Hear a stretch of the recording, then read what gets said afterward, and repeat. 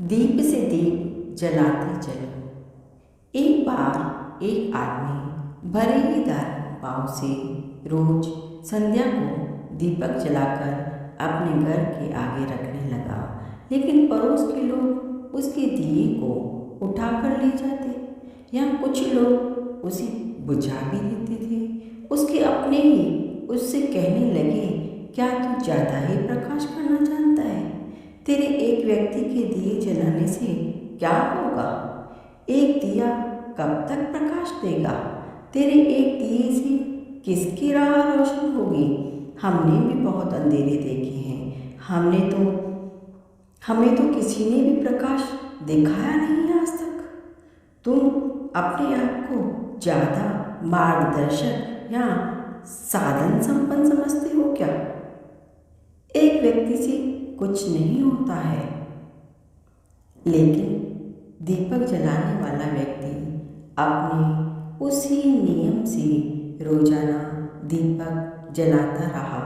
ना तो वह प्रकाश करने की घोषणा करता था और ना ही अपने दीपक का कोई प्रचार करता था। केवल शुद्ध भावना से, निष्काम भावना से दीपक जलाता रहता, क्योंकि उसे मंजूर नहीं था कि उसके ही घर के सामने से कोई भी अंधेरे में ठोकर खाए।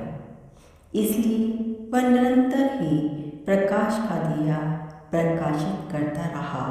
आखिर धीरे धीरे लोगों को बात समझ में आने लगी।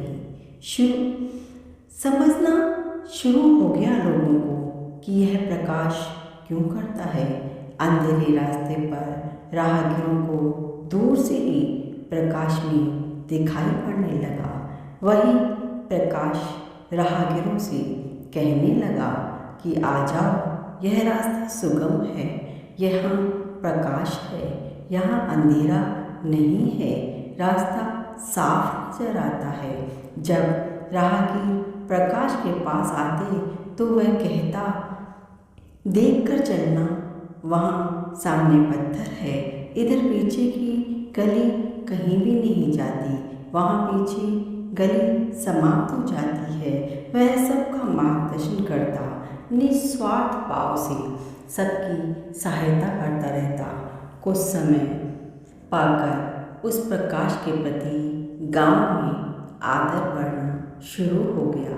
फिर सभी लोगों ने अपने अपने घरों के आगे दीपक जलाना शुरू कर दिए। फिर उस नगर कमेटी के प्रबंधकों ने भी नगर में प्रकाश की व्यवस्था को सुचारू करने का काम शुरू कर दिया था। फिर सारे नगर में ही प्रकाश फैल गया और धीरे धीरे सारी दुनिया ही प्रकाशित होने लगी। तो इसी तरह हम भी निस्वार्थ भाव से दीप जलाते चले, ज्योत से ज्योत जगाते चले। समाज उत्थान की ज्योत, जगत कल्याण की ज्योत, सेवा भावना की ज्योत, सबके मदद की ज्योत, सिमरन की ज्योत, सत्संग की ज्योत, ध्यान की ज्योत, ताकि सभी का जीवन दीपक की तरह प्रकाशित हो सके, ताकि सभी जीवात्माओं को प्रकाश प्राप्त हो सके। तो प्रयास जारी रखें।